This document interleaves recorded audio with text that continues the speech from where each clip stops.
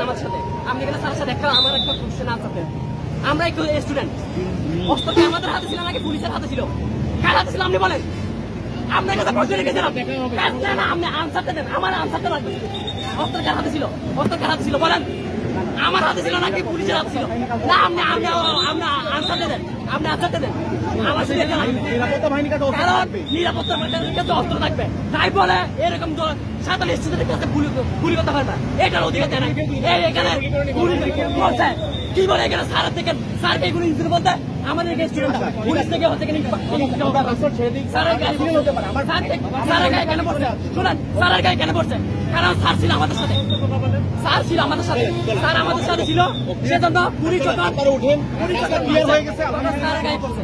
শুনো ভাই, আপনার দায়িত্ব ভাই আছে। আমাদের সাথে বলছে না, আমরা জাস্ট একটা কিন্তু এখানে হুট করে এসে এই যে